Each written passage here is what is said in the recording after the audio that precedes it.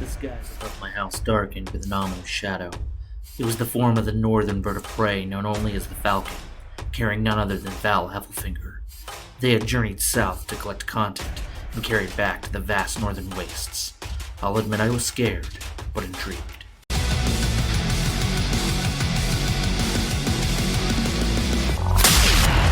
Frontline Gaming presents 40K Stat Center with your hosts Val Heffelfinger and the Falcon. Highs and lows at the Flying Monkey Con in Nebraska. This isn't Kansas anymore. What's that sound? It came from downstairs. It was just the basement open. Did Tal cross the line, or did the Necrons enhance their performance at the Stay in Your Lane GT in San Francisco? The Frontline Gaming Network takes to Hawaii in the Throne of War GT. Ohana may mean family, but someone always gets left behind. When is a Warhammer event like going for a 2.4 mile swim, a 112 mile bicycle ride, and a 26.22 mile run? The answer? Never. But they called it the Master City Major and Iron Man anyway. And we whittle words of wisdom with the wily wogging warriors at the Windy City GT. Alex Harrison continues to be the only person who wins tournaments in the UK at a point cost that Peter doesn't care about. Yes, it was another insane weekend of competitive 40K. Are you alive, Peter? I understand you have to do a lot of math. It has been a trying couple of days, but I get back to work tomorrow, and with that, I hope to get us fully updated and ready to move on in this weird meta that we're shifting into. Oh, shifting into a wild and weird meta. That seems a little intriguing. Any tidbits? Something you've been noticing? Well, I mean, we talked about it a little bit on Chapter Tactics a couple weeks back. The rise of the Lord Discordants, the rise of Adeptus Custodes in general. A lot of Custodes lists making top performances, mostly on the back of the Caladius. The downfall of Astra Militarum outside of tank commanders. There's lots of new things out there, and I'm pretty excited for what we're seeing. Yeah, the Lord Discordants, I think our listeners are going to find out, are a reoccurring theme in tonight's show. But before we get into that, we got kind of a little bit of bittersweet to go over. Do you wanna lead into this one? Yeah. So in what I would say is extremely disappointing news. Friend of the podcast, amazing overall person, number one player in the ITC, both as an actual competitive player and on the hobby track. Jim Vessel lost his army this last weekend. It was reportedly stolen from the Toronto Pearson Airport while he was purchasing a water, and it was just beside his feet. Yeah, he literally looked away for a second, and the next thing you know, it was gone. Anyone who knows Jim or has encountered his army would know that he was definitely a hobbyist first, and that army had hundreds of hours put into it for sure. I know it's just things, and there are worse things that can happen, but short of those terrible things, I mean, losing something that you've poured so much effort into, or having it stolen from you is just terrible. And almost immediately, like I'd say within minutes of him posting about it on Facebook, because that's pretty much all he was able to do from the airport. No, there's a anyway. What Pearson security wasn't very helpful, to say the least. But who was helpful was the wider meta. I mean, there were people all over, I gotta assume, the planet with their eyes peeled for that army. And Jim actually had shared just a couple words that he wanted to share arising from this experience. So I'm going to play that right now. Hey guys, this is Jim here. As many of you guys know, I got my army stolen from Toronto Pearson International Airport yesterday. I did not lose it. It was literally stolen from about a foot from me. I was distracted by a gentleman. He asked me a question. I turned back to look at my bag, and it was gone. I have obviously expended all possibilities. But the reason I wanted to get on here today was just to send out a huge thank you to everyone in the community for reaching out in the last 24 hours. The response from the community has been incredibly humbling, and honestly, it's really taken the sting off what's been a really tough 24 hours. I poured about 2 years of my heart and soul into that army. As many of you guys may or may not know, it's a very well-painted army to a very high standard. It's won me many tournaments, and I'm going to miss it a lot. And so I wanted to thank a few people, starting with basically everyone in Toronto that was on the ground, that was making phone calls, dumpster diving. Some people actually, called people they knew at the TSA to see if, they had found my bag. I was on a plane ride home and I couldn't really do anything for about 5 hours, crying myself to sleep. I also really want to thank, everyone on the, a lot of other people have messaged me to lend models. My ATC team has been really helpful. A lot of people have offered to send me models, so I want to thank everyone there. Especially who I really want to thank is Jack Daniel Morris from Red Dragon in Ottawa and Sequence Comics in Brockville. Between him and Games Workshop, they've offered to fully replace almost my entire army. So they're going to be sending me a replacement army. And I also really want to thank Creaturecaster for sending me replacement models. And I'm hoping to be back on my feet pretty soon. I'm going to work as hard as I can to be ready to go for the rest of the season. So really, really tough break for Jim. I mean, probably the most famous army in 40K right now got stolen at Pearson. Yeah, it's absolutely brutal. My heart sank when I read his message on Facebook because, I mean, I've seen that army in person. I've talked to Jim quite a bit. He's such a great person, like in general.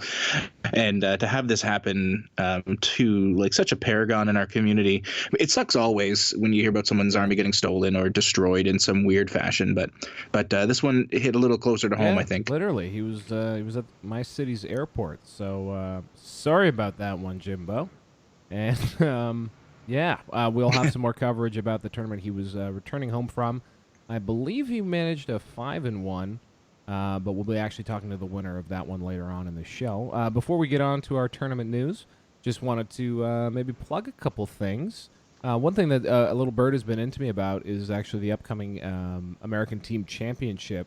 There's going to be some really interesting coverage, from some folks who have done some Twitch streaming for esports in the past, and we're just sort of looking to spread a few more details about that as we approach the event. So keep your eyes peeled for that, and we'll definitely give some more specifics on it in the future. A shameless plug from old Hef, running the TGX Tabletop Gaming Expo.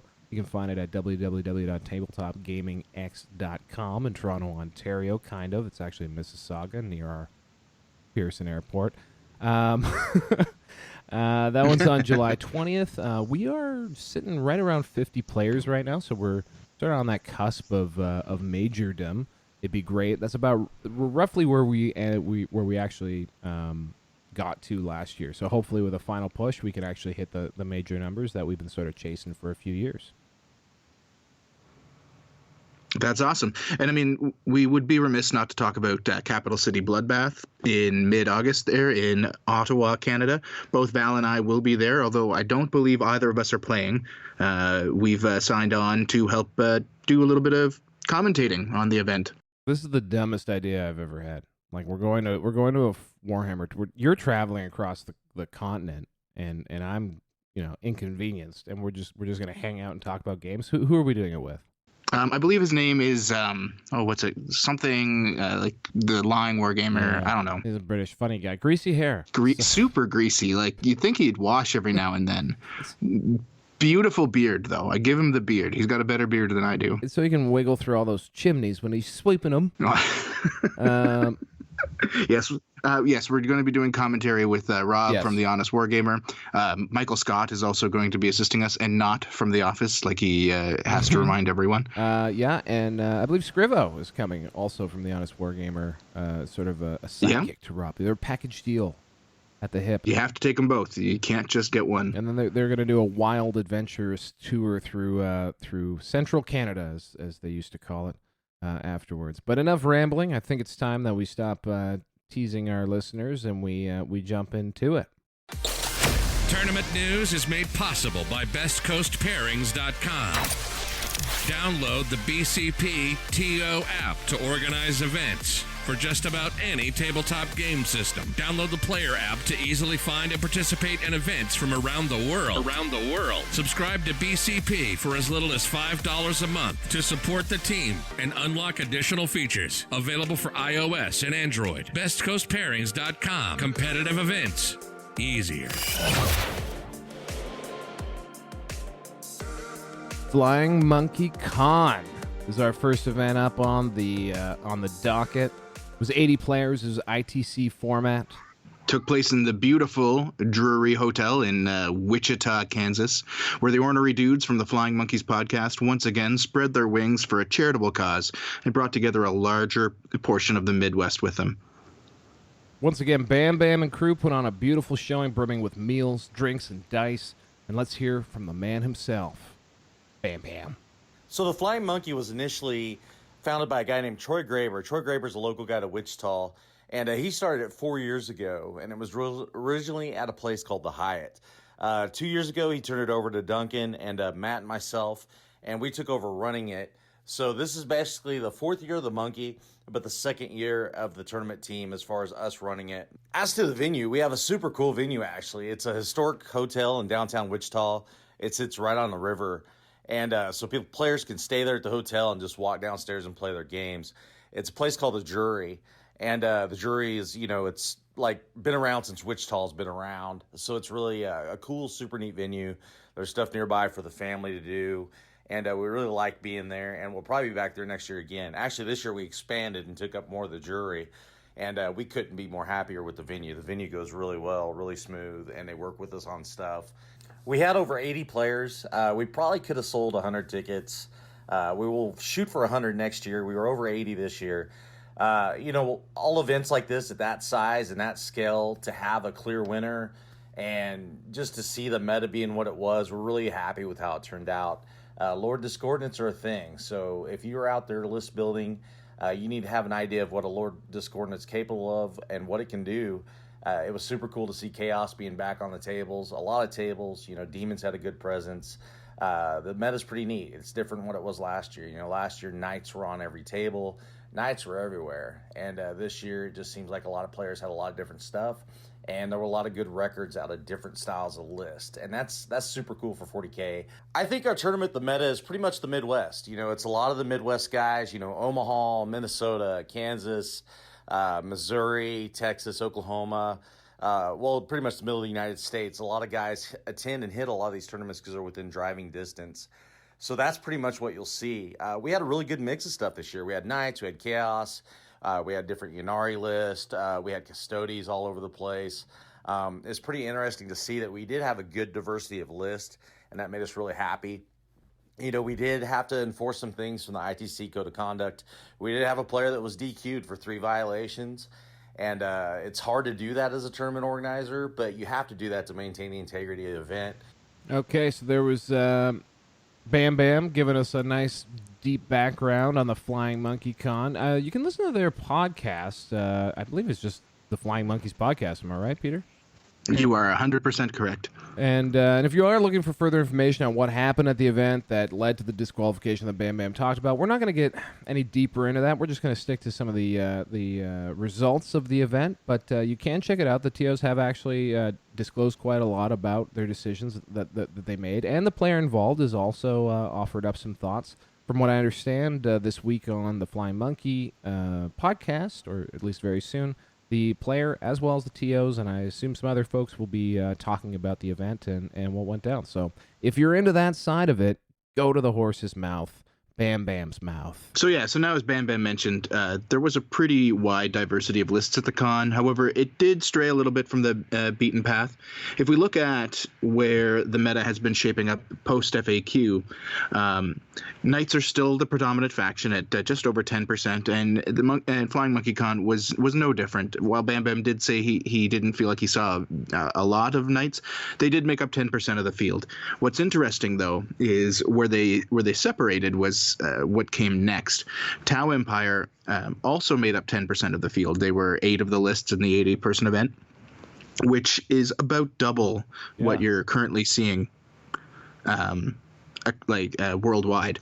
And Guard were only 3% of the meta compared to the almost 8 that they currently are around the world. So there was a little bit of a difference there. We have been seeing Tau with a lot of success, and we're going to see some of that today as well. Do you think maybe this was Tau players reacting to that GT, or is it maybe just that meta shifting? Because a double up in field percentage is a pretty big deal. Have you seen a larger representation of Tau outside of this tournament? Yes. So across the board, we're seeing more and more Taos starting to sprout up. It's actually kind of been more of a slow increase, I would say. If you look pre-FAQ, they were starting to build up. They were down in the 3 to 4% range, and they went up to 5. They stayed steady at 6 for a while.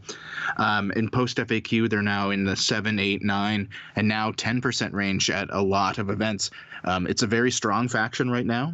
Post-FAQ, they've had a lot of success with a varied amount of lists. We've talked about a few of them, and we're going to talk about more of them today. Crisis Suits have made a comeback. Mech Tau has definitely made a comeback, and it's showing up more and more frequently. So I think it's a combination of factors, but most importantly, I think it's that people are realizing just how strong overall Tau is as a competitive faction, and they're moving into it. So where the lists may have deviated slightly from the current norm in terms of overall representation, they didn't deviate so much at the top. Trainer Wolf ran Triple Lord Discordance, and he went up against Jeremiah Petit, or Petit, as we say in Canada, and his Triple Caladius list at the top table.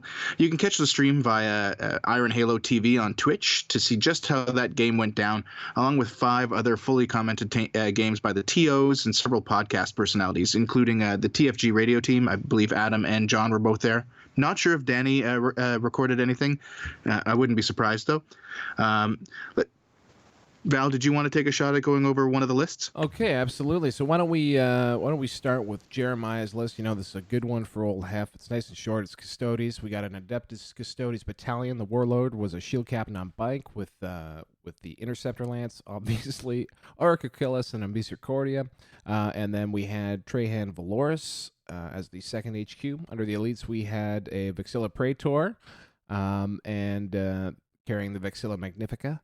Under troops, we had looks to be 5 Custodian Guards, with 1 with the Storm Shield and 4 with the Spears, and then 2 units of 3 Custodian Guards with the Blades and Storm Shield.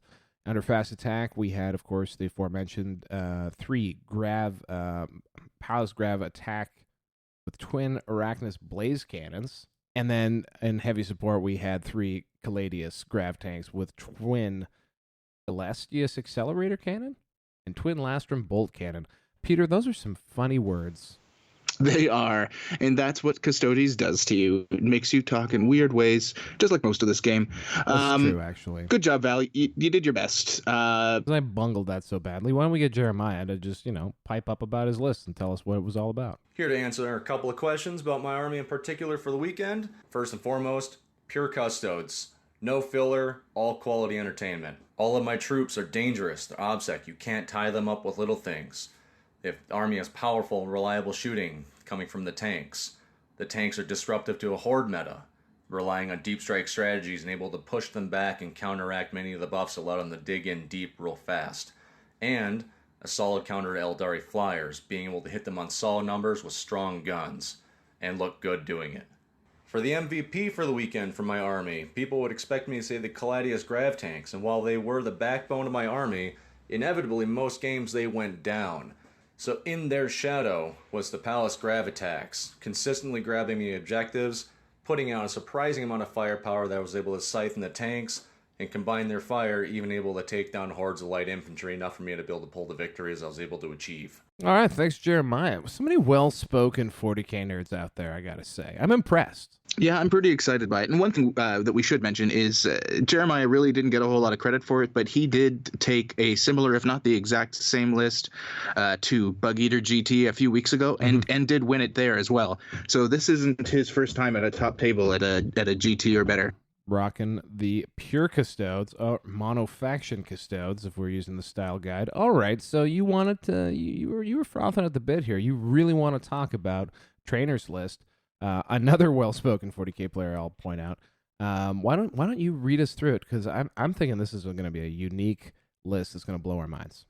Yeah, so here we go. Are you ready? Do you holding on to something there? I'm holding on to my butt.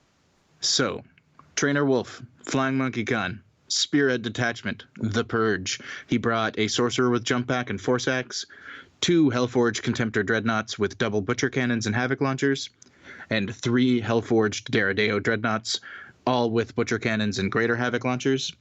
He then brought a Chaos Undivided Chaos Demons Battalion with a Khorne Demon Prince.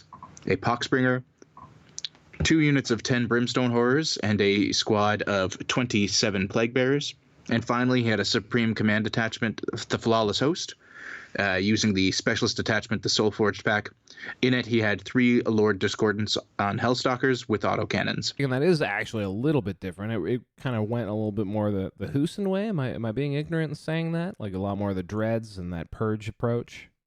So it is a little similar to Husin. He did bring the Demon Detachment, which Husin was not. Husin instead went for just more Dreadnoughts, along with the 3 Helldrakes. And Husin's Lord Discordants were all the Purge. He focused completely on trying to get that chapter tactic to go off, whereas Trainer here is relying a lot on these Lord Discordance's Flawless Host being able to get that 40 some odd inch move and still charge that opening turn to get right in your face, while still having a backup of the Plague Bearers that can act as a really good screen to the rest of his shooting. Absolutely terrifying. Let's flip over to Trainer, and he's gonna go over his list too. The biggest thing with my list has to be that it combines a lot of elements in the Chaos faction that are very strong. Like, Purge Dorito Dreadnoughts are incredibly efficient at steady firepower. Like, the fact that they can reroll any hit roll, not just misses, makes them incredibly accurate against any negative to hit modifiers, such as Plague Bearers and Eldar Planes. Plague Bearers are the best screen in the game, and currently I could use them to, like, eat a lot of charges and be able to withstand overly aggressive strategies that my opponent might employ. They also help me control the board and win the mission. Flawless Host Lord Discordance with the Demon Forge stratagems can pop like a ton of extra attacks that are very likely to kill whatever I charge them at. I have a sorcerer for one of the best spells in the game, and that is Warp Time. And I finally have that Khorne Demon Prince that could hide behind the Plague Bearers and provide spot removal for me, and can take out that last big thing if anything can withstand everything else in my list. Overall, the list is very hard to table. My MVP had to be my Khorne Prince. He was only lackluster in 1 game, and that was my round 5 game against Tau. He's been able to outright delete units all weekend. The best part with him is that I can engage with him on my terms, since he hides behind 27 Plague Bearers for most of the game. Like, I could just, like, fly him out and, like, kill something if I want to. If the trade's good for me, like, he'll kill a Riptide, he'll kill a Knight, stuff like that. A lot of the times he could, like, remove something that's near my Plague Bearers, that charge my Plague Bearers, and then he could still hide behind the screen after he kills something. So I necessarily don't have to even, like, trade him. And he kind of forces my opponent to kill the Plague Bearers so they could actually maybe get to him, like, later in the game. You also, like, can't approach my blob if he's in the middle of it. Because, like, if you do, he could just fly forward and kill whatever gets near it.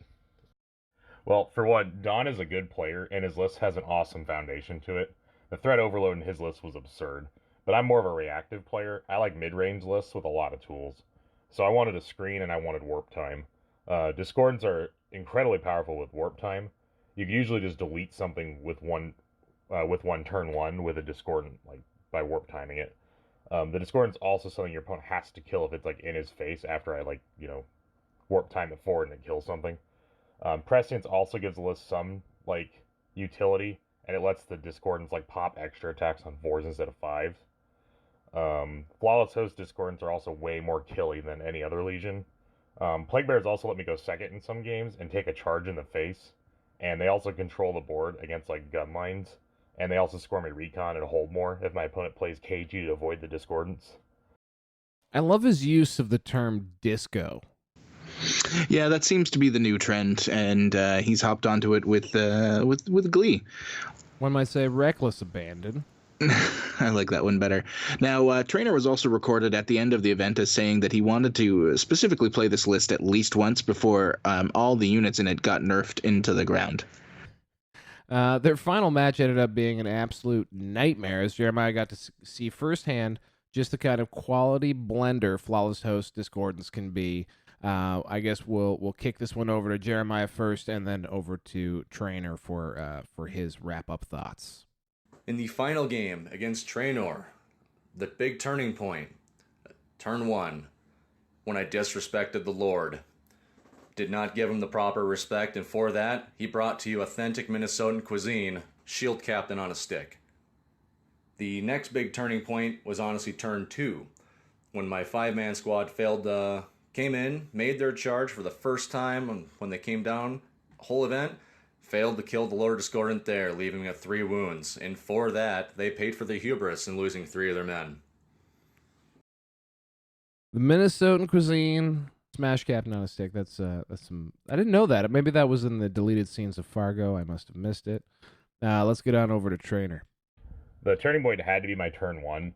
Warp timing a Soul Forge packed Discordant lets it move like 28 inches, advance twice, and then still charge. The Dreadnoughts are excellent screen clears, so they could usually just remove whatever's in the way of the Discordant that I warp time forward, so he can get right into whatever juicy stuff he wants to kill. In that game, he charged the Shield Captain on turn 1 on a bike and popped 15 attacks on just his Chain Glaive alone and killed the bike captain. He suffered some wounds, then Valoris charged him and failed to kill him. So I counterattacked and killed Valoris with that same Discordant. My Dreadnoughts also damaged a Caladius tank really bad, and my opponent suffered way too heavy of a blow by losing both of those HQs on that turn that I was able to down like Caladius really easily after that. I thought it was going to be close if I went second and his Caladius blew away a Dreadnought or 2, but luckily for me I went first, spiked a good roll with that Discordant, and removed his reroll hits and wounds with Valoris. It's a shame. It really is. You can, like I said earlier, you can catch clips of the game online on Twitch, Iron Halo TV. That game in particular, I did watch probably the first 30 minutes of it, and then I had to shut it off. I felt so much shame for the Custodes, and it really hurt my heart. It wasn't anything that Jeremiah did, of course. It's just well, no. Other than leaving he left his Shield Captain a little too far out, but it's still a new thing to the meta. Some people are still learning just how devastating that thing can be, and it's not a mistake he'll make again, that's for sure. No, sir. And that's it. That's our major for the week. I guess just after the bump here, we're going to hit up a fairly decently sized GT. Tournament news. So next up, we have the Basement Open, a 50-player ITC tournament. As Theodore Roosevelt once said, some men can live up to their loftiest ideals without ever going higher than the basement. Sudbury, Ontario.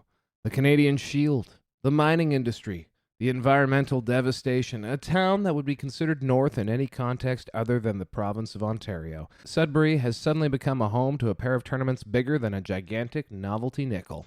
The former YouTube sensations and twin broskies, Kevin and Irvin Armitage, have been hosting GTs deep in the underground for the past 2 years. To shed some light where the sun don't shine, we hand it off to Kevin, or possibly Irvine. We're not quite sure. Irvin, we're also not sure about that. Hey guys, we are the Basement Collective. We're from Sudbury, Ontario, Canada, which is about 4 hours north of Toronto. Anyways, we just ran our second ever major, our annual major called the Basement Open. We saw, it's not really a major. We saw 52 people register and show up. We would have had over a major if we didn't have any drops, but at last, that's the 40K in the war of attrition. But anyways, we just had a great time in Sudbury, Ontario. The Basement Collective started off as a YouTube channel. We do have a YouTube page. We no longer make videos as life just kind of got in the way. Now it has more evolved into a gaming club. We host this major singles tournament, and then we also host 80-person doubles tournament, not doubles, the ETC team style tournament, which we're going to host in October. It's looking like this year. Those dropouts, man.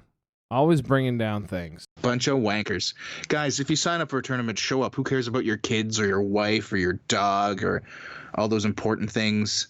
Warhammer. You make a very valid point. I don't have kids, but I really love my wife and my dogs. Anyway, Same. On to their second quote from perhaps Kevin or maybe Irvin. So for the Basement Open, this was the second year we ran it. The first year we actually ran it was a major. The second year we ran it we ended up with 51 people that played this year, plus a ringer, so 52. So it was a great turnout. We have people from all around Ontario. We had people like Devin Swan. We had it attracts a lot of Canadians. So Jim Vassell was there. It was an all-around good turnout. We also attract some people from northeastern United States, the New York area, Buffalo area. We had the guys some beef and wings. So it was a great overall event. We look forward to hosting it again next year. Devin Swan was the winner in Best General. in BCP, I should say, and Jim Vassell did win overall. So we do see a mix of really competitive players compared to the local, not so competitive players. But overall, it was a great event. Thank you for blowing the lead, maybe Irvin or possibly Kevin. But yes, you heard it right. The Terror of Toronto, Devon Swan, managed to run the tables and claim the title of BO champion. Somewhere in the distance, a Warhound Titan howls, and a 30k player dies 1,000 deaths. So we touched on the list a little bit last week when he ran it at the Hooded Goblin, but here it is in full detail. Did you want another go, Val? Or... I'm doing it.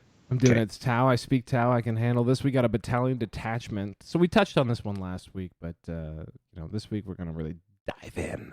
It's Sasea Stepped. That's actually a bit of a wrinkle. With Cadra Fireblade HQ and another Cadra Fireblade HQ. It's got 3 strike teams, each armed with a marker light on the Chazouille. Under the elites, we've got 3 Fireside Marksmen, so that's basically your efficient marker light detachment. Next, we have a Tau Sept Air Wing with 3 Sunshark Bombers. I don't know if there's any like actual options here, but it's 2 missile pods, 2 interceptor drones, and 2 seeker missiles. Finally, we have a Spearhead detachment, also Tau Sept, led by a Cadra Fireblade and his pal Longstrike. We got Yak Grek in the elite section, and under heavy support, we've got 3 Hammerhead gunships and 3 Skyray gunships, all loaded up with seeker missiles as much as they can be, for a total of 1999 points. Good job. I'm proud of you. You know, that was awesome. And Sunshark Bombers do have an option. They can take 1 missile pod instead of 2. Damn it. Devin with the list tech. All right. So yeah, we were talking about this. I mean, this is an example of a Mech Tau list. Have you, aside from last week, is this popping up? You did say that you have been seeing Mech Tau around. Yes, I'm seeing a lot more Mech Tau, although the Sunshark Bomber is almost exclusive to Devon. The triple Skyray, triple Hammerhead with Longstrike is definitely a thing that's showing up more and more frequently at events. It's getting a little bit of talk also at Knights of the Game Table. That's their Tau discussions often now center around Mech Tau. It's just kind of, another list and a long line of lists we're seeing from different factions that are making the most out of multiple threat vectors, as Daniel Olivas would say. Chills down my spine. I mean, the sheer amount of seeker missiles in this list is incredible. Devin will probably explain this way better than I ever could, but man, those Skyrays really can work a number in an Eldar flyer heavy meta. For sure. And I mean, Devin did turn in perhaps the worst recordings we'd ever received the last time we asked him for comments. So let's go to the tape and see what he had to say for himself this week. So what's special about the list? Pretty much it's basically it's a very high volume of very accurate shooting on very durable platforms, for their cost at least, that can't be locked down in combat because everything has fly. So that's pretty much the whole premise of it. It shoots you a lot very well. And also probably the MVP unit for the weekend, same as last time, was Dayak Grek. This weekend, his kill count, he got the last wounds off of a knight in my first game. He killed a knight spinner that had 1 wound left. The guy it's just the most unexpected thing of, oh, you have this guy who's almost dead, and now he's dead, you can't use him. So, yeah, he's just still the best 20 points I've ever spent on a unit in this whole edition, probably. If you play Tau, take Grek, he's really good. All right, so we're a little bit better there. I mean, we could understand what he was saying. They were cogent thoughts and didn't get cut off at the end. So let's maybe delve a little further with him. Most important game at the event probably would have been round 5. That was the 3 Crass Crusaders and a Rust Tank Commander and that kind of army. So he went first, which sucked a lot. Because getting shot by 3 Crass Crusaders just right out of the gate is terrible. But I did find out, and this is why the game is so important, that I can actually take a round of shooting from a Rust Tank Commander and 3 Crass Crusaders and only lose 1.5 Skyrays.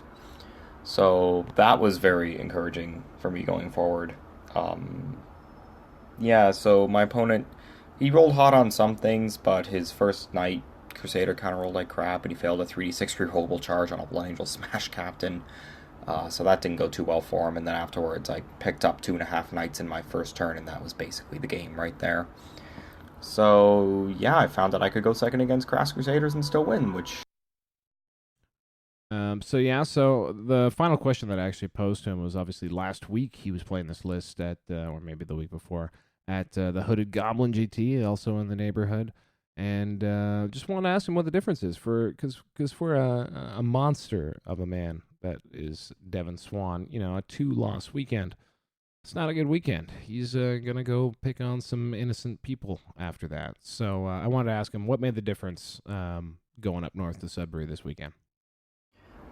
So what made the difference between this tournament and the last one? So at Hooded Goblin I went 4-2, which was okay but not great.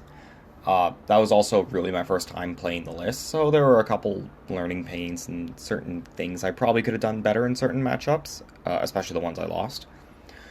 I think the big difference between Basement and Goblin was that I had more experience with the list for this event, so when I got put into disadvantageous situations, like for example, 3 Crass Crusaders with first turn, I think I knew how to handle it a lot better. So I think my decisions that I was able to make when I was down a little bit at certain points were definitely better. Deployment, I feel like I did that a lot better. Just a bunch of like really little minor things that like really add up to really, make the difference in a situation where like you're not really in a good place. All right, so Peter, what do we think about Devin's comments? Well, I really don't know what to say. This man is a terrifying individual, both in person and online. The fact that all he needed to do was play, an extra 3 games to get a list down pat is absolutely scary to me. That is terrifying, and that lets you know what we're dealing with around here. Let's hit a bump. Tournament news. Next up, the Stay in Your Lane GT, an ITC format event with 43 players, and we take you to San Francisco, or more accurately, Antioch, California, which is about as close to San Francisco as I am right now. So this was the first event by tournament organizer Dustin Lane, and I totally would have gotten the play on words in the event title sooner had we remembered to actually reach out to him for comments. So sincere apologies on that one, Dustin, and congrats on the successful first event. Streaking to the top table on day 2 were a Tau player in Crisis and a Necron player who seemed... Well, you heard him at the top of the show. Yes, and in case you guys weren't paying attention, Mr. Tempe was our cold open this week. Had to be included. One of my favorite bits that someone has sent us so far. Very creative. It felt like you actually scripted that. It really does, but I mean, if you've talked to Michael ever at all, you realize that everything he says sounds scripted, but it's just because he's a mad genius, not just in his home life, but also in the Warhammer world. All right, well, we're gonna leave us all wondering what's going on in his home life and read the list because I'm on a roll. Michael, Timpy, probably. Santek Airwing with 3 Doom Sights. We got a Nikolak Spearhead with a Cryptic with Cloak, who's the Warlord, 9 Scarabs, 9 Tomb Blades with Tesla, Shield Veins, and Nebula Scope, 3 Doomsday Arcs, and a Nikolak Super Heavy Auxiliary with a Tesseract Vault. Holy crap, a Tesseract Vault. Yeah, that Nickelback Super Heavy Auxiliary. Nickelback Super Heavy Auxiliary. No, he's not the guy. Actually, Brian Pullin is a transplanted Canadian, not Michael. No, so, but Michael and I do have something in common, so that makes him partially Canadian, and that is that we both live in fear of fire all of the time. That's true. That's true. Wildfires are a big deal where he's from as well. Let's let him talk about his list a little bit. Everyone immediately notices the awkward glory of the Tesseract Vault. It is impossible to ignore, considering that it is larger than most terrain pieces on the board. But I want to point out the pretty severe compromises I had to make. Necron melee is substandard, so in this list I didn't bother. Our troops are slow and not especially durable, so I didn't take any. We have a hard time getting command points, so I didn't try.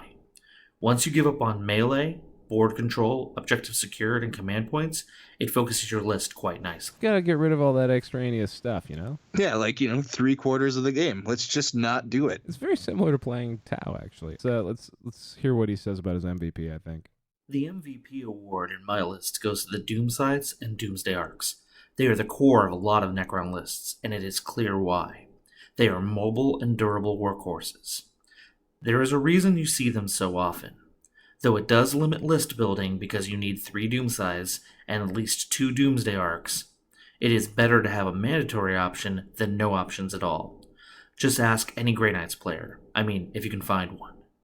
We've only ever found one, and he's very far away from us. Finally, I did ask him that it does seem like, and I mean, I don't want to jinx anything here, but like Necrons seem to have some semi-relevance all of a sudden, in a quasi kind of way, and I asked him why he thought that might be. The dominance of the Necron race is foretold and written in the stars. Why fight inevitability? But in all seriousness, you see a lot less Castellans now, which could easily pick up 2 of our vehicles a turn. In addition, GSC and Orcs are doing better, which is infantry with bad saves. That's a thing we can kill a lot of. And if everything in your Necron list has the fly keyword, they can't trap you in melee. I also think having the fewest unit choices in the game for any faction which can't ally helps, because you end up playing the same 10 or so things in every game, meaning lots of practice. My new favorite interviewer. I don't know. I still think Michael Hamilton is number 1, but he's definitely Michael number 2 in my book. I feel like they're both as resigned to their situation. It's coming from a similar place of futility. I love it. It is pretty incredible. I will say we should give a big shout out to Michael's podcast, The High Lords of Terra. It's an amazing podcast with some really quality episodes out there devoted to one of them things being devoted to Necron gameplay. So and it's not the only thing they talk about, but anyway, they're a bunch of swell guys. It's a really well put together podcast. You guys should give it a listen if you have the chance. Excellent plug for The High Lords of Terra, which is a podcast I have actually meant to listen to for many years now. Well, I was their first guest, so I feel obligated. But anyway, we digress. Why don't you exercise those reading balls? By that I mean those eyes. Okay. Well, yeah. So next up we had Brian Pullin, and you might say he had been pulling off a miracle all weekend, running a much beloved but rarely seen unit choice. He starts off, he's got a Tau Set battalion with Shadow Sun and an Ethereal, 3 minimum strike teams, 3 Riptides, all 3 with heavy burst cannons, 2 of them with velocity trackers, 1 of them with a drone controller, all 3 running advanced targeting systems. He then had an Outrider detachment with a triple cyclic ion blaster commander in an XV8 crisis suit, as well running an ATS. And then the pièce de la résistance here, a crisis suitless unit of 5 crisis suits, 4 of which had 3 cyclic ion blasters, 1 of which had 2 and a drone controller, along with 10 gun drones. And then he had 3 units of 6 shield drones and 3 marker drones. Well, all right then. Did you say 3 minimum units of crisis suits? By that, I mean 1 5-man unit of crisis suits. Why don't we find out from the guy who knows what's up? And I would say that my Tau list is pretty typical, but instead of the broadsides that I used to take, I decided to sub in 5 crisis suits with ion blasters. I also brought them with 10 gun drones, and this is pretty new for me. And I really, really like this change after dropping the broadsides for the crisis, and I don't think I'm going to be going back. The crisis were unbelievable. They were definitely my MVP for the weekend. This unit puts out 42 strength 8 shots, and they were really just very dangerous. They could take out any target I wanted. The ability to start them on the board or deep strike them and move them every turn meant that they were really a big threat. And the 10 gun drones were also fantastic because they came down at full strength. The big thing I'd want to say about the crisis suits for me was with the recent change to the fly keyword, it means it's easier than ever for people to tag things like broadsides. And for me, broadsides were increasingly becoming a liability in my list. They don't move. They're really short, so they don't get great line of sight. And they're really susceptible to tagging them. About half my opponents, that would be their main plan, just try to tag them. And the crisis suits put out similar, I would even say sometimes more dangerous firepower than the broadsides, and they have so many more options. They can't be tagged, they can deep strike, they can move around every single turn, so they work really, really great. And this is coming from the absolute Mr. Rogers of Warhammer 40k and Brian Pullin. Scarborough native. Yeah. I've only ever seen him once without a sweater vest on, and I was shocked, but excited. Does he have a YouTube channel? Is he that guy? He does. He's that guy? Yes. Oh, wow. He is that guy. Tabletop Titans, probably the best recorded Warhammer footage anybody's put out in terms of tutorials. Just such a good production value. Unfortunately, I don't believe they've put out anything in about 3 months. They did a series on the Assassins, and that was about it. Amazing. All right, then. Congratulations, Brian. I kind of blew that one. Why don't we kick over to their final game recaps? I assume Michael goes first. The only reason there was a game at all was because for the second time in a row, I faced Brian Pullin on a final table and managed to seize the initiative. If that had not happened, he would have tabled me in 2 rounds. Because I managed to go first, there was a close game where I made enough mistakes to snatch defeat from the jaws of victory. Against the caliber of player that Brian is, you have to play your best game, and it doesn't hurt to be able to roll 6s on command. In my final game, if the Tau went first, it was going to be a pretty easy win. My army could have really taken out about half of Timpy's Necrons in the first turn. So Timpy's best chance was to seize, and actually it was really exciting that he did seize and became a much tighter game. He had the firepower to down my army really in 1 turn. His army's super scary. And really I just had a few too many drones live on that first turn. So despite losing all my crisis in that first turn, I still had all my Riptides and my commander. And Timpy accidentally, I think, forgot to up his invuln on his Tesseract Vault. And so in my first turn, I was able to down the Tesseract Vault, down one of the Doom Scythes. And from there, it was a crazy tight game, back and forth. We each lost 1 asset every turn, and it was super close the whole way through. You know, from the wordplay and the title of this GT to the reveal of this incredible top table, I just went on a wonderful journey with this, and thank you, gentlemen, and congrats to Brian for pulling it out. Look out for the bump. Tournament news. Oh yeah. Hosted by the Armchair Adventurer in Honolulu, Hawaii, Throne of War is the premier Hawaiian ITC event and has tried to be so for about 4 years now. And who better to tell us about this than the TO, because that's what we usually do when we remember. Amory, coming up. So I actually had to check our Facebook page. We ran our first event back in December in 2015. We try to run events about once a month to build up the local competitive community. We have about half a dozen local players that regularly travel to tournaments on the mainland and neighbor islands. Most of our players are actually military, so they PCS here for 3 years and then they bounce out, or if they're really lucky, they get to stay for another 3 years. So the player packet was 100% developed to try and make an exclusive product for our event to attract players from the mainland. After like 250 hours of development and design, the cards just happened to lay out perfectly in a 3x3 magic card sleeve sheet.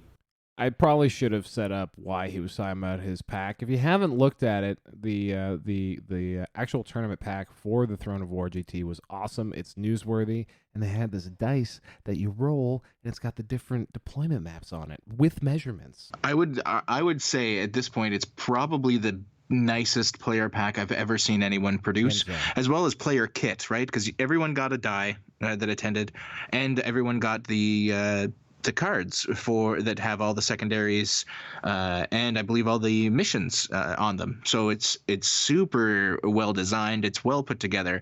An amazing idea. These guys really did a number at this event. Absolutely. Now this year was special for the Throne of War as the great Pablo the Rhino Martinez roared his glorious head and declared that he would be taking one for the team and venturing to this desolate wasteland of Hawaii to promote our glorious hobby. Somehow, he managed to convince Chapter Tactics and In the Finest Hour's own Sean Morgan and Reese, Lord of the Nazgul Robbins, to also attend. In what would be a titanic run, one man would single-handedly lay waste to the entire Frontline Gaming Network team. We had heard whispered tales of this elderly wizard that lived high in the volcanic reaches of the Big Island, and they turned out to be true. A retired master of plastic men with a name that alone has laid low lesser men. And that name? Fred Fortman. Fortman. This absolute beast would rampage through both Pablo Martinez and the former king of men himself, Reese Robbins, before facing off in a grand clash against Sean Morgan at the final table. Val, do you want to hit up Sean's list for us? Be my pleasure to read the list to you, readers. I'm getting cocky here. Sean Morgan ran an Air Wing Detachment, Eldari Craft Worlds, with 3 Crimson Hunter XRs with 2 Star Cannons each. He then ran an Air Wing Detachment of Drukari, Cabal of the Black Heart, with 3 Razor Wing Jet Fighters, each with 2 Disintegrator Cannons.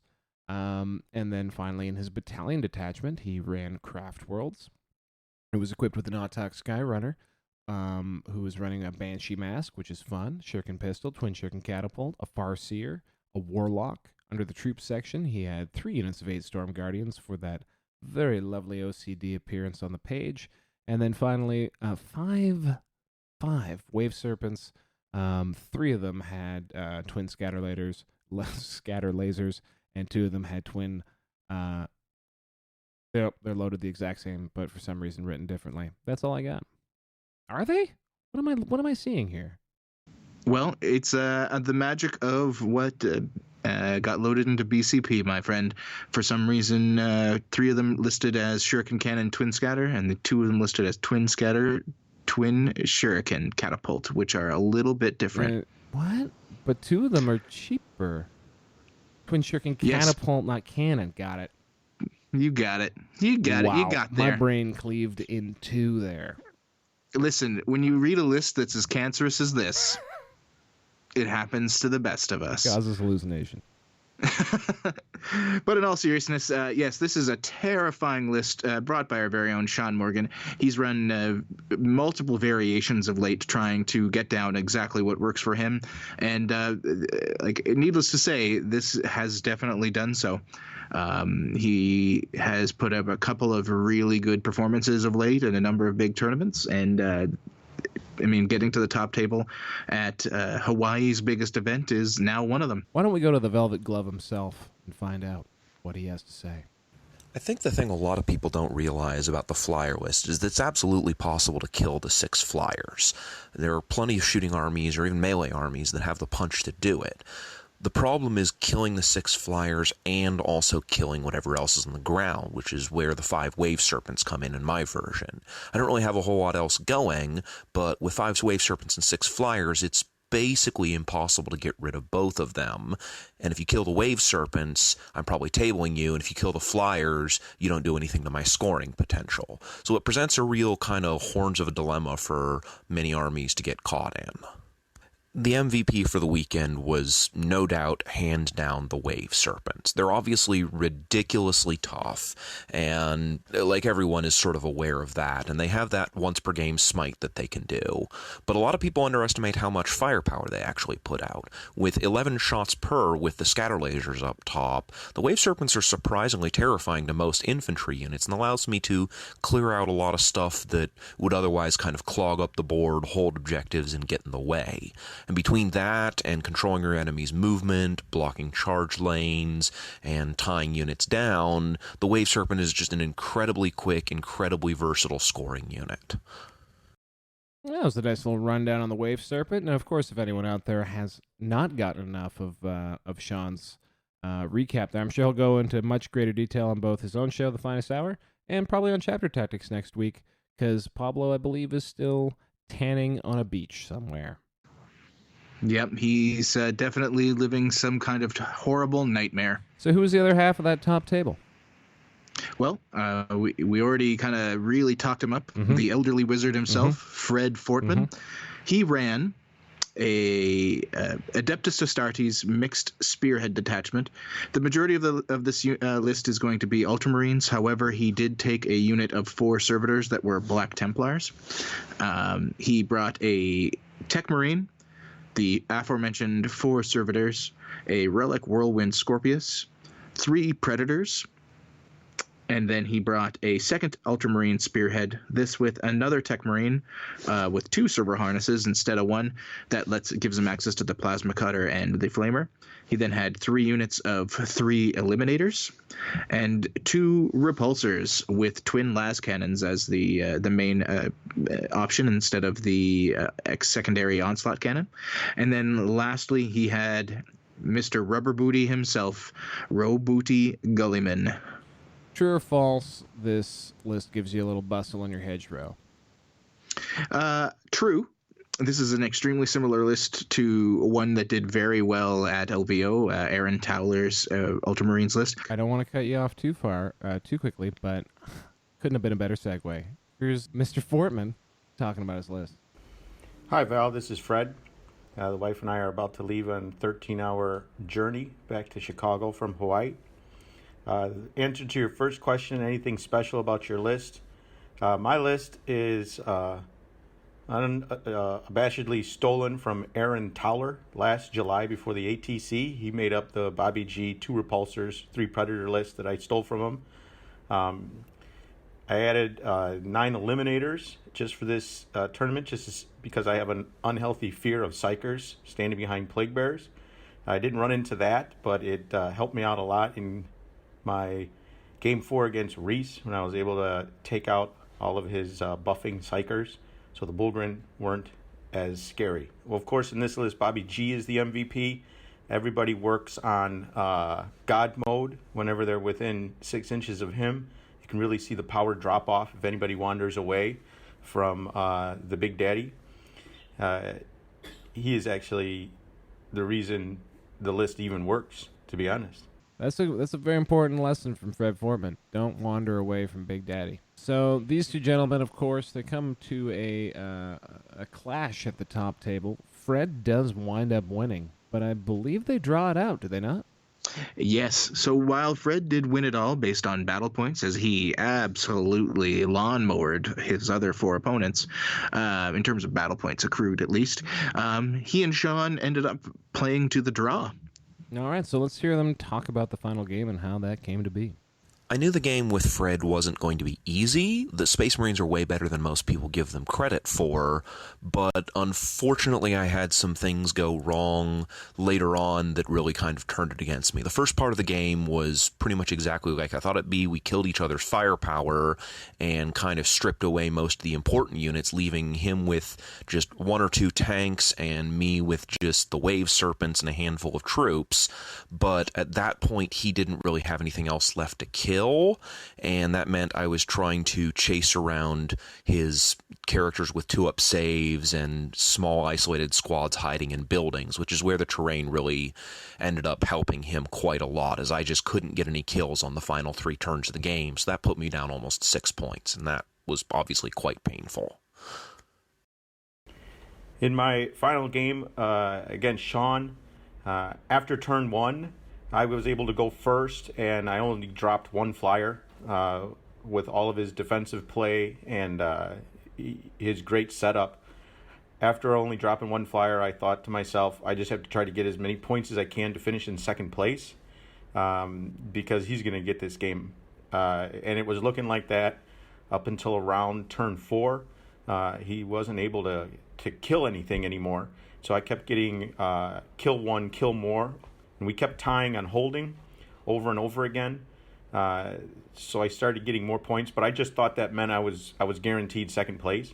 It wasn't until after the game when he actually counted it up. The first time he counted it up, I was up by 1. I said, count it up again, because we were both kind of tired and we're making mistakes. And so we counted up a 2nd time, and then we got to an even tie, which was the correct score. So once more, a big congrats to Fred Fortman, the Sausage King of Chicago. Watch your head, Pete. Bump coming. Tournament news. The Master City, not a major. ITC format, 43 players. To quote the famous CBS sportscaster Jim Nantz, Augusta, Georgia, known for azalea trees, southern hospitality, and the most elite golf course on the planet, conveniently located next door to a Hooters. Though it seems reconstruction may not have quite made it there just yet, Augusta was the latest home of a Brohammer event. This time, a grueling 5-round in a day Iron Man format.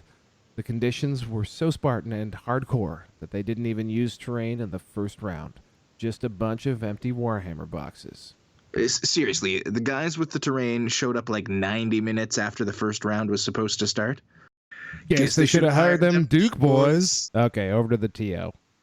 Hi, this is Brent from Augusta Wargaming and Brohammer. We were interested in running an Iron Man because we are literally in the middle of some of the most competitive regions in the South, to include the General Staff, Brohammer, and a couple other honorable teams. I myself part of Brohammer and Augusta Wargaming. I'm in the first and third team currently. We thought it would really help push the players to, an absolute limit of what they're capable of in one day. We had a small hiccup at the beginning with the terrain debacle, but we were able to come together as a team and get it fixed by round 2, which was really what I think saved the day, because we were able to keep a calm composure and just try to just fix the whole issue, which I'm pretty sure the free beer, thanks to Savannah River Brewing Company, helped out quite a bit. But no, I love the event, and we plan on doing it again next year. Yeah, I think free beer will smooth over most things, especially that early in the day, and with for sure, like 15 hours of 40K coming back. So after 1 million consecutive hours of 40K in the grueling southern heat, only 2 noodle-armed and exhausted players remained: Richard Siegler and Cody Seltz. Now, we've heard from Richard just last week, and Cody's list should come as no surprise to anyone at this point. So, why don't we just cut straight to the fellas and their breakdowns? I like it. Over to Ziegler. My most valuable units were once again the CIB commanders. Most people think the Riptides are the main threat in the list, but it is actually the commanders who do most of the damage throughout the games. They are just insanely efficient and are effective against almost every target, from infantry to super heavy. And they don't require many CPs to operate, which is why I scaled down from a 10 CP list to a 6 command point list. Honestly, I don't find that players are really that ready for the Disco Lord list all that well at all. Its damage output, its range abilities, its ability to close gaps and get on target very, very quickly are beyond basically anything else in the meta right now. It borders like on Ynnari Shining Spears back when they were still good. With the proper application, you can put 2 Disco Lords and Mortarion into your opponent's lines in a very, very short fashion. Especially with the ability to, with the extra Warlord trait from the Specialist Detachment giving them +2 to their movement, advance and charge for 1 CP. It's pretty incredible. Second, I don't think people are ready for it, and I don't think they're going to be ready for it for a while. It counters a large chunk of the meta. Also, let's see here. In terms of the MVP unit for the weekend, I struggle to divide between Mortarion and the Disco Lords, because the Lords of Discordant do an... Right, so my first one actually cut off halfway through, but I struggle between the Disco Lords and Mortarion, because the Disco Lords are able to dish out just an absolutely ridiculous amount of punishment. They have a bunch of attacks at their varying profiles, can kill basically anything they run into, especially if it's Imperium. Triggering Flawless Host, the extra attack from Flawless Host and Death to the False Emperor on 4s of the Prescience is insanity. They shred through everything they come in contact with.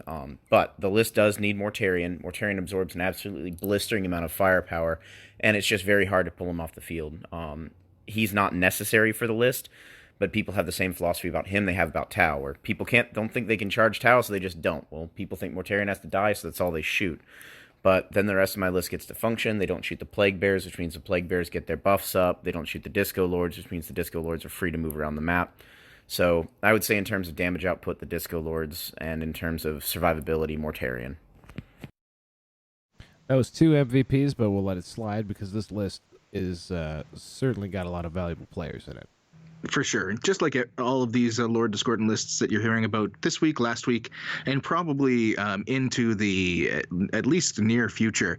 It's definitely... The grim grim darkness of the far future. The grim darkness of the far future. They're all about massive threats that you can't deal with all of them before the 2 or 3 get into your lines. That's pretty fair enough. And also, I just want to double back a little bit back to Mr. Ziegler. I just want to point out, Tau players, that there are 2 top talent lists, both heavily featuring cyclic ion blasters. Turns out a lot of strength 8 shots is good. Yep, and wouldn't you know it, these 2 tabletop titans, sputtering and swerving to a finish, wound up in a daggum tie. Would you look at that? Let's hear how they explain themselves. The key turning point in the final game against Cody Salt's Chaos list was the ability to use Monka to move a Riptide in position to take out the contorted epitome, and the fact that Mortarion, even with all the buffs, was unable to do enough mortal wounds to take out a Riptide because I had enough shield drones and the 3-up invuln on him to get rid of the normal damage. My final game against Richard Ziegler, it was a hell of a match. It was very, very tight. I knew early that against Tau I was going to be drained of resources very, very quickly. So the whole strategy I had was just to get in his face as fast as I could, kill as many smaller units as I can, and soften up larger targets to stay ahead on kill more. So basically I was killing his 2- and 3-man drone units, and then I direct the rest of my firepower into softening up the larger drone units down to like 3 or 4 so they're easy kills next time. So I was able to stay ahead by killing more and holding more, getting my Plague Bearers on his priority objective. The turning point was when I ran out of things for him to shoot. I had 1 unit of Plague Bearers left in a building on the far side of the map, and at that point it was just, can Ziegler close the distance in terms of the points differential between us? Because after about turn 3 he was getting hold, then hold more, then kill more, and just starting to catch up after that. So it was really entropy at that point. The turning point was when I ran out of steam, I ran out of Plague Bearers to absorb shots, and all my characters are vulnerable. Well, all right. Thank you for those recaps. Much sound and fury signifying nothing in the end. Who did wind up on top? Was it Ziegler? Yes, so I believe it was actually Mr. Cody Schultz that won on battle points, Okay. but I need to verify real quick. You should probably figure this out. It was Ziegler. It was There it Ziegler. is. I'm sorry. Ziegler for the win. They both ended up at 4-0-1, but Ziegler did have the more battle points to break the tiebreaker. And speaking of ties, I gotta ask you before we set this up. I just want to ask you, Peter, how rare is a tie? Because now we've seen 2 top tables tie in 1 week of action. So how rare is a tie?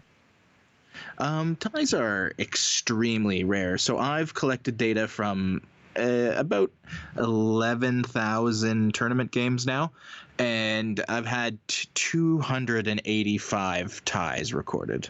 Some, whispers out there, whatever nationality type of whispers, about this preponderance of ties. Now, I've seen some conversations about this online, and I'm swayed by his explanations how it's happened, and that it just seems to be happening to him at a higher rate than everyone else. How do you feel about it? You know what? It's been brought to my attention a number of times how many draws he's had by several different people, and to be honest, it's not out of the realm of possibility for someone to get this many draws. And suffice to say, that's really all there is to it for me. Yeah. There's a bell curve when it comes to these things, and there's for every person that's had 1 tie, 2 ties, 3 ties, there's going to be at least one that has 4, regardless of how things go. Yeah, and I know he loves doing it just to drive you nuts. So let's pass it off, because I did pose him the question. Hey, bud, what's up with all the ties? As for the 3 ties that I've had over the last few weeks, the practical concerns or the practical reality is that by the time you get to rounds 4 and 5 at a major tournament, a lot of people have dropped, and so when you're playing at top table, there are often people watching most, if not all, of the game. And the second factor is that throughout the score sheet is always public knowledge, and I know after I finish games early, I like to walk around to the other top tables and just have a glance at the score sheet and see how the games are going. A lot of those games came down to 1 or 2 small rolls, like against Rich Martin at Carolina. I needed a 3-up rerollable on my Monka advance to be able to snipe his Warlord. And that draw took us both out of the running to win Carolina, unfortunately. So there you have it. I mean, I'm swayed personally, but I just, I think if he gets another tie, either he's going to flip the table or the mob chasing him will flip the table. So with that said, how about another bump? Tournament news.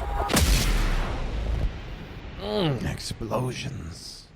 I love it. And finally, on the docket of events that actually mattered this week, we have the Windy City GT. 28 players, ITC format, deep in the heart of Rosalie, Illinois, at Grognard Games. Several players would duke it out for supremacy in the actual heartland of America, and try as they might, one man refused to let them run a GT without posting their lists for the world to see. And that man lost his innocence that day, as little did he know the Warhammer community does not take kindly to small details being missing from moderately sized events involving players that people don't necessarily see eye to eye with all the time. And, in future, when I'm looking to get people to post their lists, I'm just going to ask the TO, because we're going to introduce you to perhaps one of the biggest G's of all the G's, Gary. First of all, thanks for the invite to be on the 40K Stat Show. It passes my time whenever I drive into work, whenever you guys put stuff out. So on the background of the event, well, this is the first time we had the Windy City GT, but I've ran 2 previous GTs. And the reason for running it is we don't really have a GT size that's directly in our area. I mean, you've got Michigan and surrounding ones, but right in Chicago, it's Adepticon and not a lot of GTs. So that's why I'd ran that one. So they met in that area, Imperium, and throw in a little bit more Imperium to go with that. Every now and then, Justin Curtis will show up with Chaos and beat up on everybody. But mostly it's Imperium with a splash of Chaos running around. Me being a Gene Stealer Cult player, I'm one of the few Xenos guys that are around. Orcs are showing up occasionally out of there. So that's the meta, Imperium. Another note on the meta from the area, most of the players are from Chicagoland area. We get a couple that come down from Wisconsin. We used to have a guy drive out from Iowa just to play in the RTTs because we used to have one a month. And so it's typically the same faces that you see. Pajama Pants, Justin Curtis, Aaron Towler, myself, Jeremy Applebaum, Tyler White, all of those really good players. So winning an RTT here is like playing in the top 10 sometimes at a GT.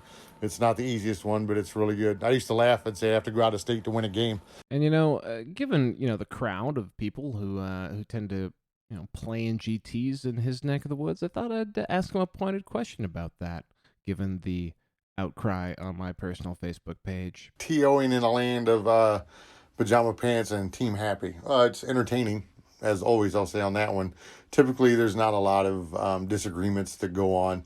You get to your occasional chess clock and too much time or this or that, but nothing that's too outlandish.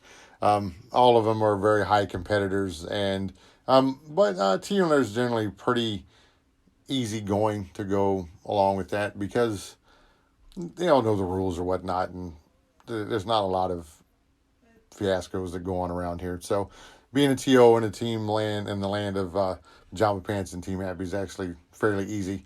Being a TO in the land of Pajama Pants and Team Happy is actually fairly easy. Gary, the chillest dude on the planet. And that sounds like an excellent title for a movie or a book.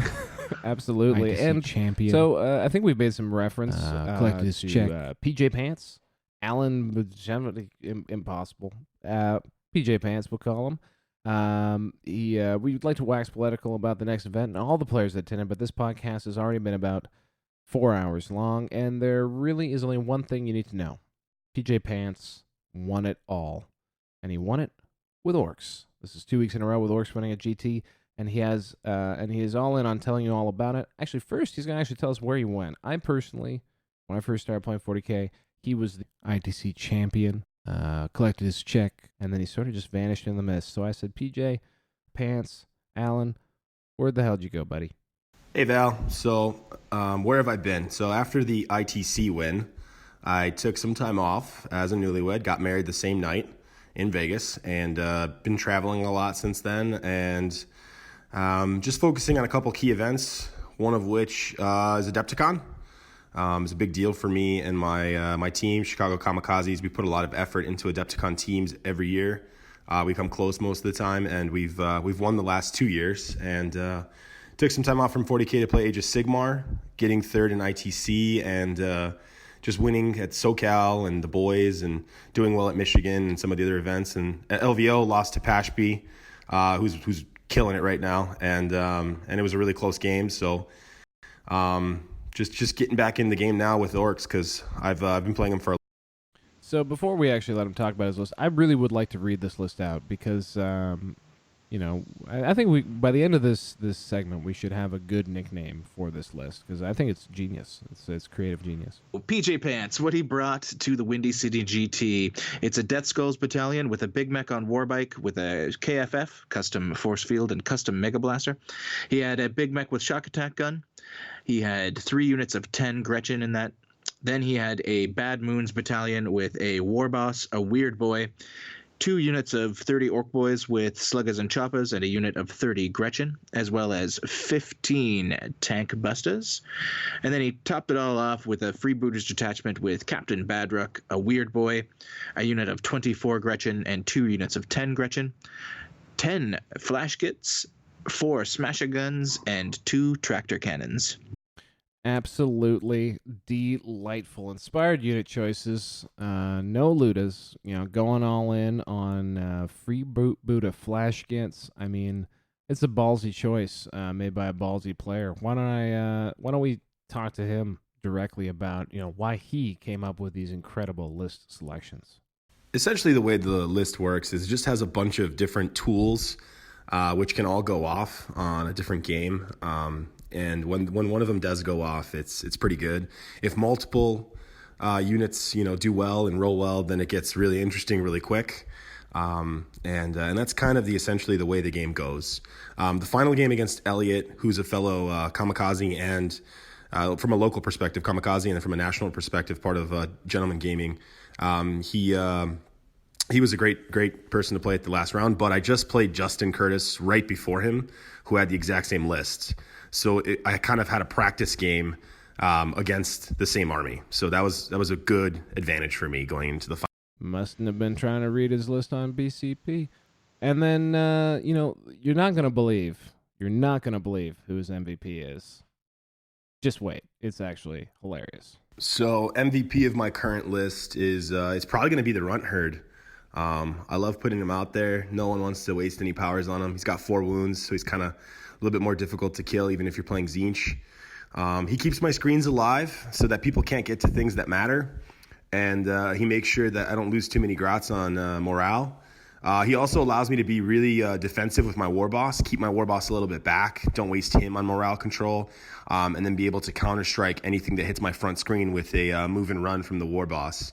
So I really, really like having the Runt Herd in there. I think he really won me a couple games by not losing too many grots. So before we sign off for the night, I just wanted to tee up PJ, because another Orc player out in the meta. I'm not sure if you've heard of him, Peter. Stephen Pampreen. Have you heard of this guy? Never heard of this guy.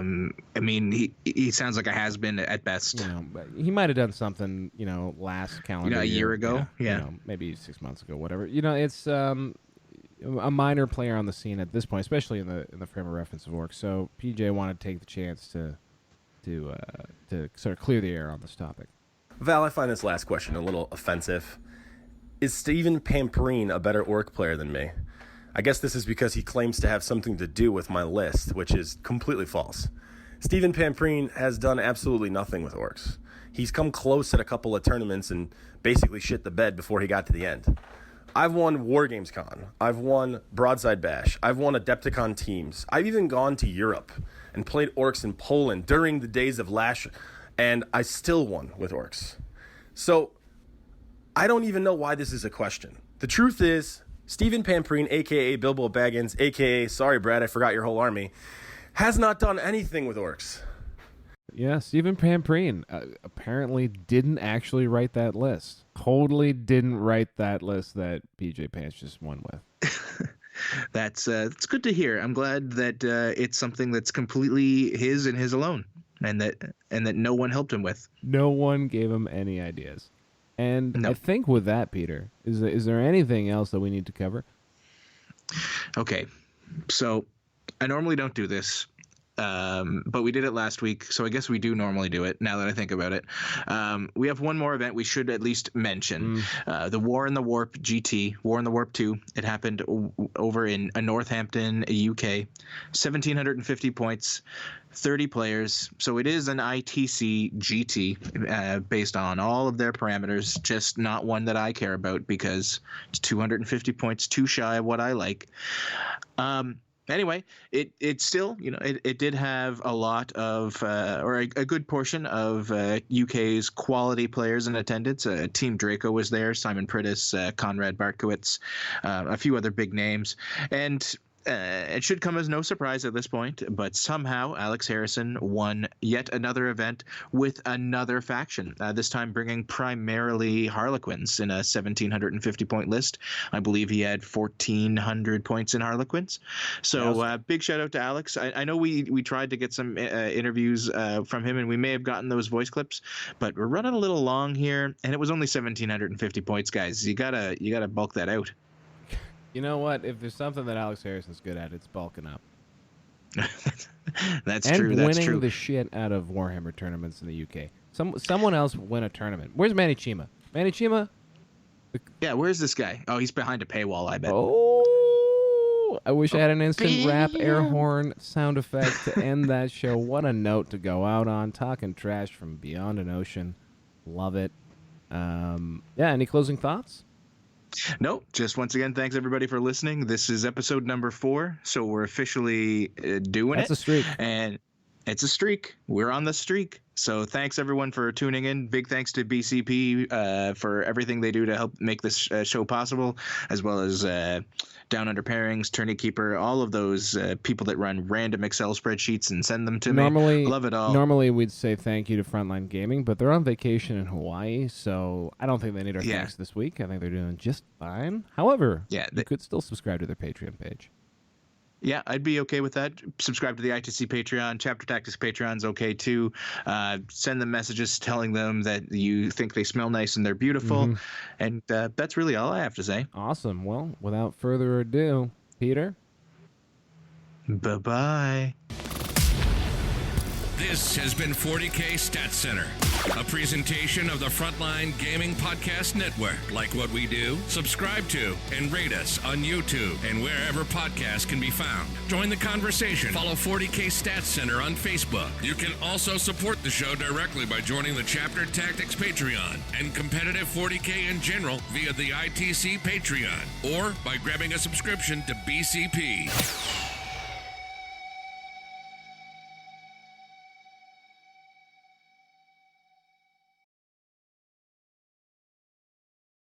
Guess they should have hired them.